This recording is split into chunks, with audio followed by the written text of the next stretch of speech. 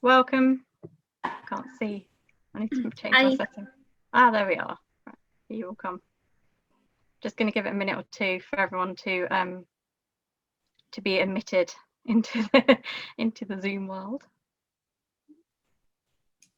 There you are. Nice to see you.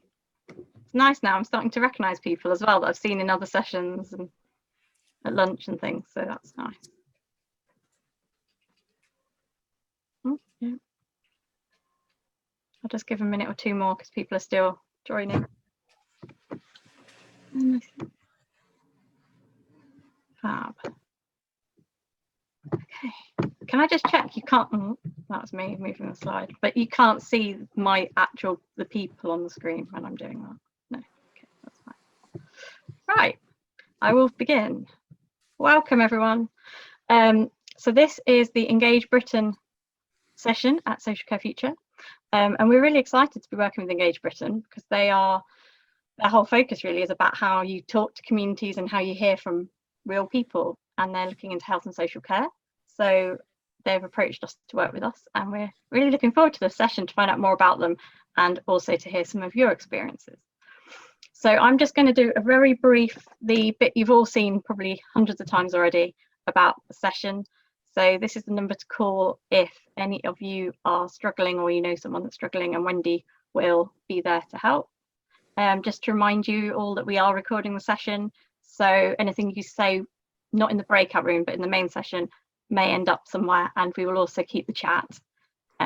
So if you're not okay with that, please leave. Have something yellow ready, so if you find it hard to raise your hand, or click the raise hand button in the breakout rooms when we're having chats later, you can use your bit of yellow to say that you want to talk. And we will be keeping to time, and we will be ending, oh, I should have put that in, at 3 o'clock. I think that's correct. If you can stay on mute when you're not talking, that would be great.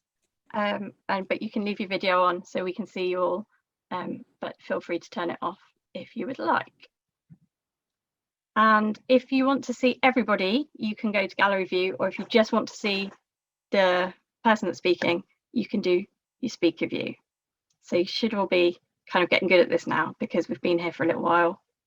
So hopefully you're all experts, and please use chat, which again, I think you're all getting quite good at that, because I've seen quite a lot of chats going on in previous sessions.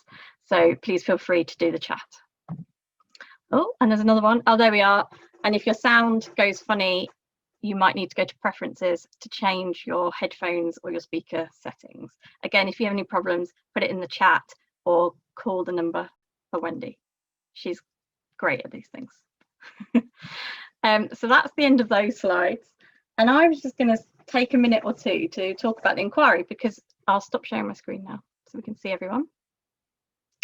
So Engage Britain have got in touch with us because they heard about the inquiry, which is something that I'm leading on for Social Care Future, and is really important to us because it's all about people with lived experience taking the lead really around the conversation and saying, hang on, what do we think are the priorities here, and what do we want the conversation to look like? And so often I think a lot of us have experienced where some committee or commission is set up to talk about social care, or a local authority, is changing their whole policy, and they have a big board meeting, and actually there'll be either nobody with lived experience there, or there'll be one person in the corner that's like the token tick box, or at the end they'll kind of consult us. So we've said, right, we're going to do it the other way around. We're going to lead this inquiry, and we will call other people and we will ask for everyone else's opinions, but actually we're leading it as people with lived experience.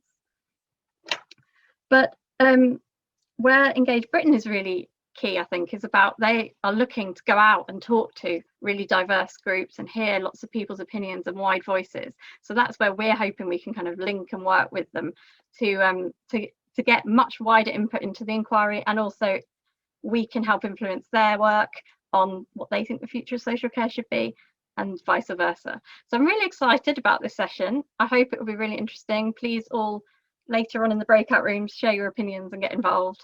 And I'm going to hand over now to Miriam and Benita from Engage Britain. Brilliant. Thank you so much, Anna, and hello to everybody. It's fantastic to see you all here.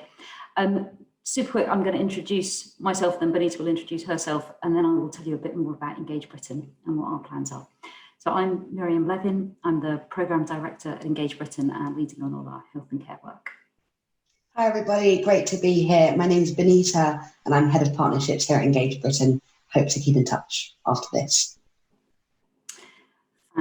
So I'm not even going to ask anyone to put their hand up if they've heard of us, because I'm kind of expecting nobody to have ever heard of us before, which is not a surprise. We are incredibly new. We are very small, we're very new, and we've really only been kind of properly staffed up for the last 6 months or so. Even though the idea behind Engage Britain was kind of has been thought about for about 2 or 3 years, kind of leading up to that. I'm really new. I've only been in post for about 3 months. So everything that I'm going to talk about now it's very new, and we're really thinking about how we can work together with people. So I'd be really, really grateful to hear your ideas and your thoughts about what we could do and how we could do it better. So just to give you a bit of an overview as to kind of what Engage Britain is and why we are now here. It kind of came about as this realization that this country, our country Britain, is facing these absolutely huge challenges, massive ones around the environment, around poverty, around how do you fund social care, being these really massive questions. And politicians and politics are not sorting it out.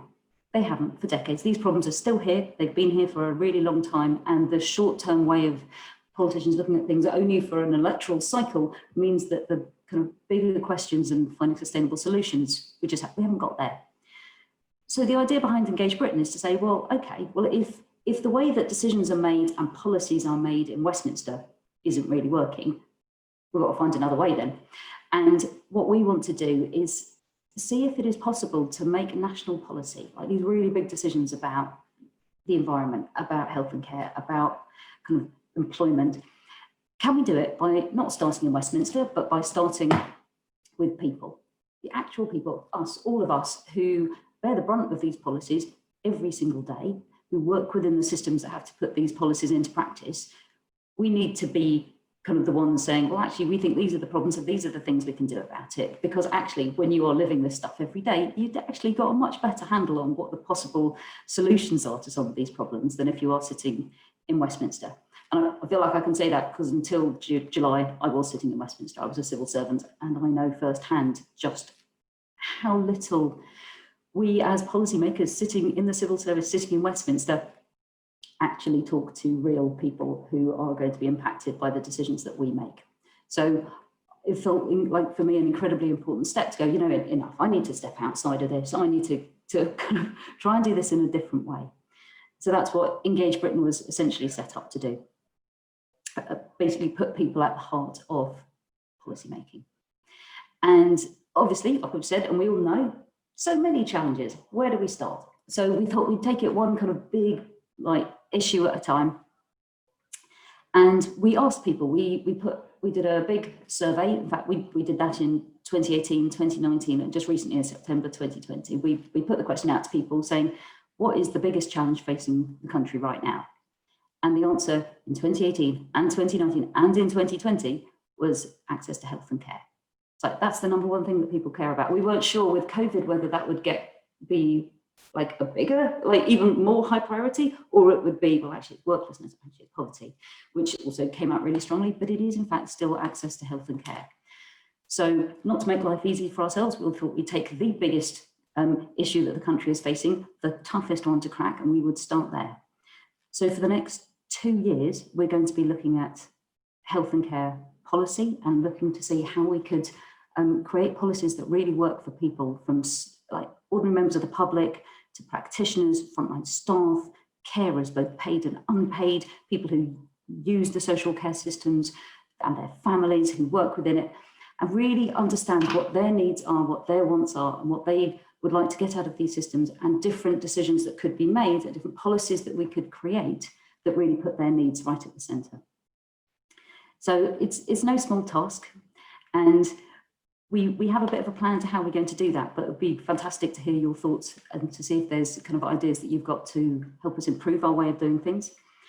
But where we want to start is with community conversations. So for the first part of next year, we want to be having conversations with as many people as possible from a broadest range of people that we could possibly hear from. So from the public to practitioners to frontline staff to heavy service users, to really understand from people, well, what really matters to you in terms of health and care? Because unless we understand that, unless we understand this really basic question about what actually people want from the systems, no decision we make or no policies that we can create that actually make like a different kind of options and solutions on the table are going to matter, because we won't really have started. We have to start by understanding what people actually want out of these systems. So we're going to start by listening to people. That's absolutely like our most key thing that we do, and we're going to start there. And then we're going to kind of funnel it down and basically create essentially a citizens' assembly. It's a panel of representative people who represent kind of the wider public, drawn at random, who will help us to prioritise and actually say, well, actually all of these things matter. But if we were to pick the top 3 or 4 or 5 things that if we put them all together as a package would materially change how people experience health and care, then that's what we're going to focus on. And then we're going to work through those priorities in real detail, because it's not enough to go, well, actually, these are things we want to change and they should be better. It's not that. We have to look at, well, actually, how do we create systems that really work for people? So we're going to go through a co-design process, co-production with users of the systems, service providers, politicians, policymakers, all the actors in the room to really try and work out a new way forward. But we're saying that on the basis that we're not starting with a blank canvas. Of course we're not. There's people like you guys, there's organisations out there that have been working on these systems for decades and thinking and trialling and testing and putting into practice really exciting new ways forward and new solutions.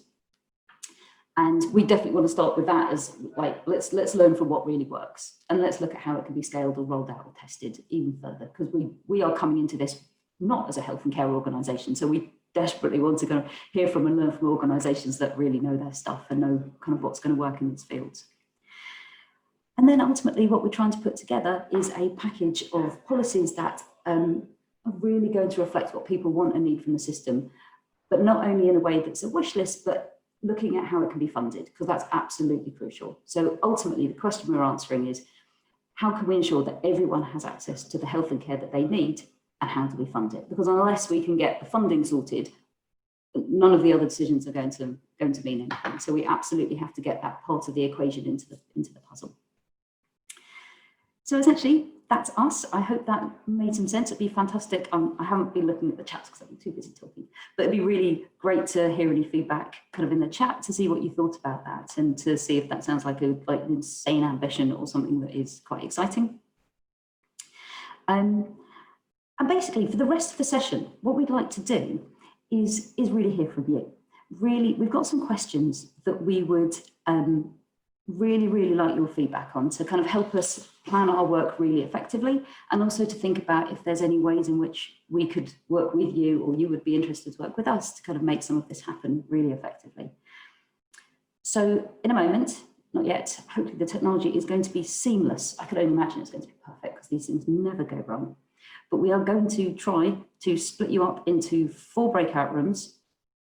I think that's right, yep, there'll be about 8 or 9 of us in each group. And we've got a series of questions, which I'm going to read out now, so you've all got them, but they will also be in the chat, and we will make sure they're in the chat in each of the breakout rooms as well, because I'm not expecting anybody to remember these. So I'm going to read them because I obviously can't remember them either.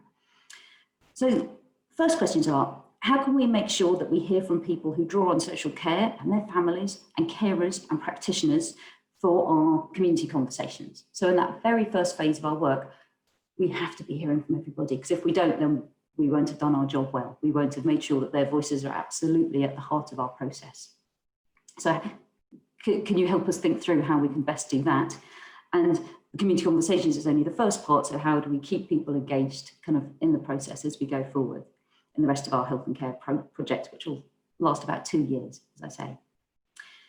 That's the first question. The second question is, what do you think the opportunities are for Engage Britain and the Social Care Futures inquiry, and you and your organisations kind of to work together on this? Like, can you see any opportunities for us to work with you to kind of really make sure we're listening to you and your kind of the people that you work with, their voices through this?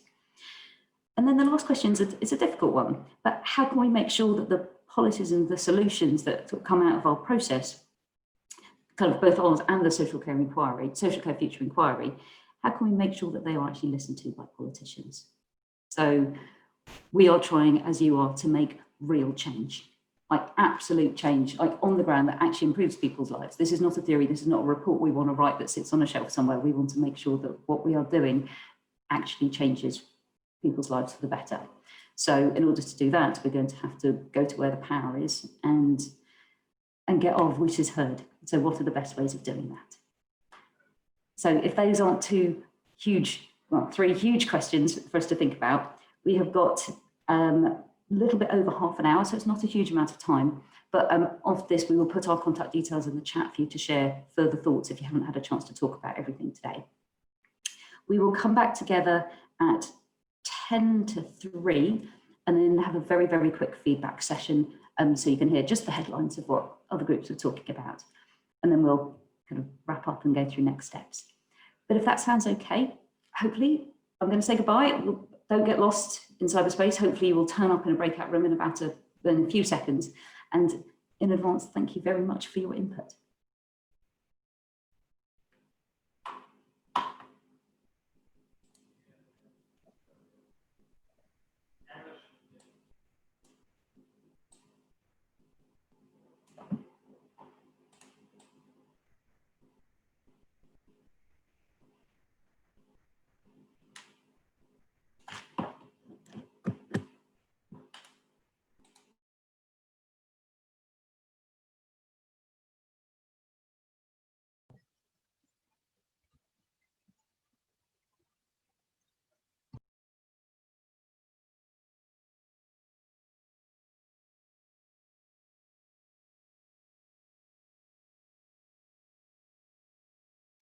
Just us. First one's back. I'll be sharing some contact details in the chat. So if there's any other extra thoughts that you have, as you might kind of start processing a bit more of what we're doing, or you might have a bright spark in the shower in the morning, let us know. Thank you.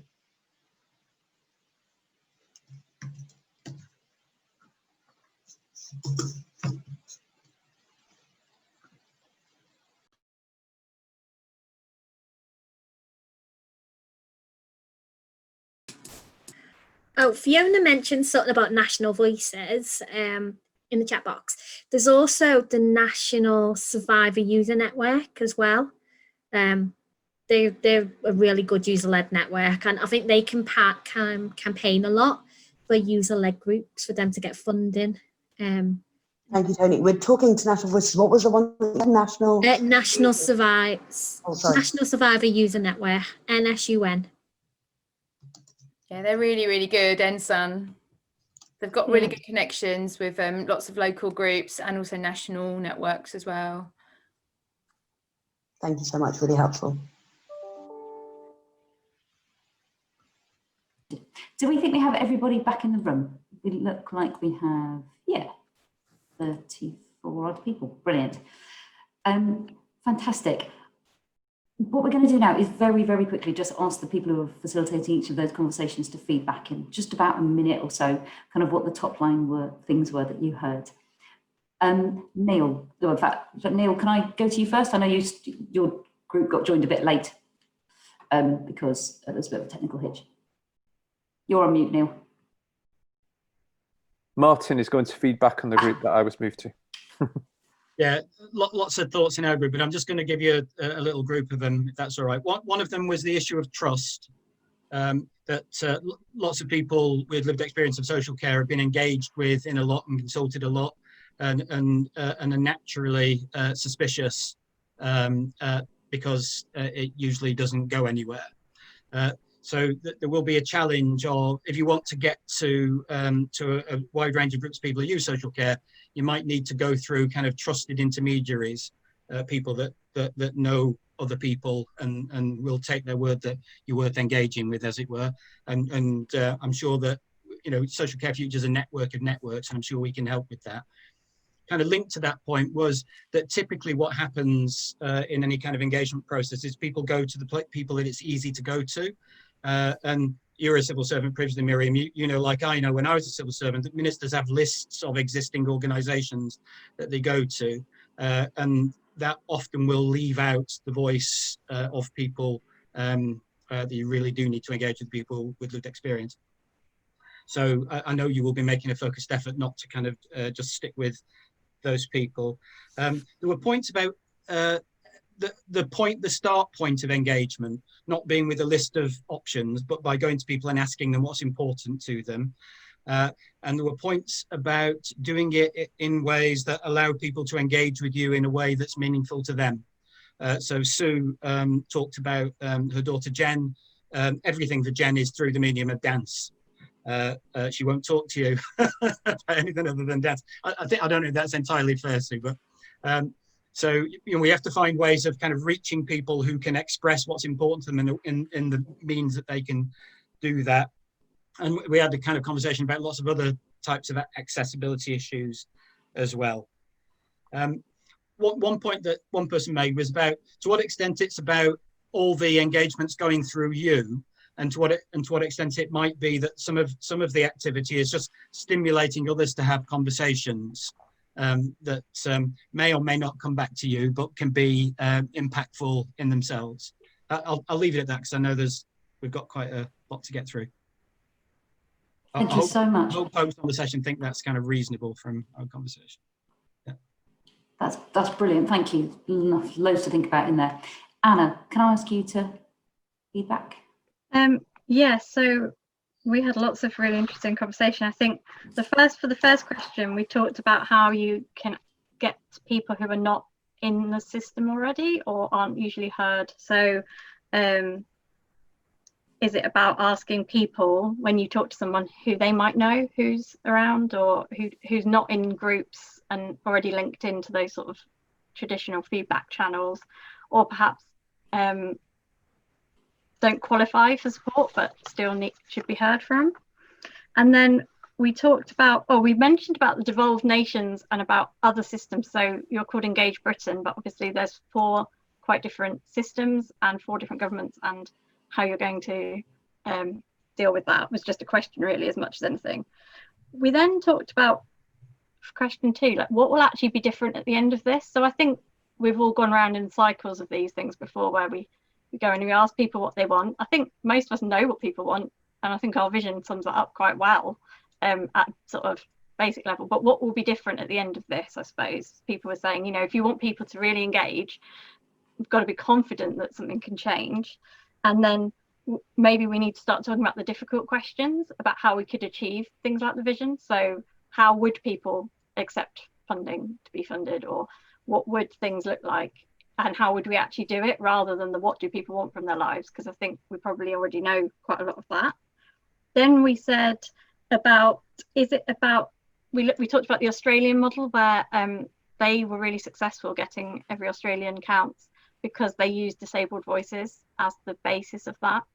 And is there a way to empower disabled voices and older people and people that use the system, so it's not organizations talking on behalf of people but actual people, but to support them with a really strong group of like politically savvy people, and to get that voice coming from real people, because we thought politicians would listen more to that. And then finally there was talk about using local government, and that politicians in the local government might be more receptive to some of this already, and if you can get a real groundswell of people demanding this, then the national government would have to listen. I hope that's what people in my group think we said. Brilliant, thank you. Very quickly, Benita, can I ask you to wrap up your session? Of course. So building on what Anna and Martin mentioned, it's about accessible language that is creative when it needs to be, so not just words on a screen doing different things in different formats, and making sure that different audiences understand what's being said. Also making sure that social care, which is sometimes hidden behind health and gets ignored, is actually uncovered, and those stories that need to be told are listened to and not just kind of put to a corner as they might have been thus far in other kind of processes. Also making sure that we build on the work of other organizations and work in partnership with them, and where that the kind of wheel is not being reinvented. That's really important. And of course, when those partnerships are happening, that there's mutual benefit at the heart. So it's not just an extractive process. That is a very quick summary for me. Fantastic, thank you. And a very, very quick summary from my group, because I'm aware we are seriously running out of time. We absolutely talked about the need to go to where people are, not expecting them to come to us, making sure that we are making sure that we are communicating in a way that's really accessible and inclusive, use plain English.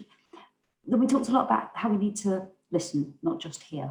It cannot be extractive. We have to be showing that we're going to do something really valuable with this work. I think this was echoed in a few of the other groups, that people are a bit tired of talking about this stuff, and actually people want to see real change. And so the challenge for us will be how we can take these conversations and the work that we're doing and make sure they lead to real action and change on the ground. And we talked a lot about the breakdown of trust between people who are in receipt of social care and the social work system and the care systems, and how they are not working effectively for a lot of people. And whatever we do needs to absolutely put the voices of the people who rely on the care system and use the care system, actually completely has to be the focus of what we're doing. And how we can change those systems for the better is not going to happen from just talking to people within the systems, but it has to be people who are in receipt of social care and their families. I'm going to stop there because we only have about 2 minutes left. I'm going to hand over to Benita now to just talk through what our next steps are and how we can continue to work with you and stay in touch. Yes, and then last 30 seconds, just quickly to say that I've put the healthandcare@engagebritain.org email into the chat, and we'd really be keen to stay in touch. There's a lot of ideas that were really exciting and important for us to incorporate. So should you have any other thoughts or input that you'd want to give, please don't hesitate and get in touch with us. We'd love to keep in touch with you. Thank you so much for your time this afternoon. Yeah, we're really, really keen to make sure that we keep listening to you. And if you get in touch with us, that'd be brilliant through that email address. Maybe it's worth sharing it again so it doesn't get lost in the chat. If you would like to be part of one of our community conversations, to host a local conversation, to actually kind of take some of that, to be responsible for hosting conversation, we were going to provide support funding to make that happen. So we would absolutely love you to host local conversations where you are, with people that you know, people who you know whose voices aren't usually heard. We would be so happy if you'd want to be doing that with us. So please do get in touch. You know where we are now. We are Engage Britain, and hopefully that email is in the chat. So really look forward to hearing from you. Thank you so much. Thank you, everyone. Thank you.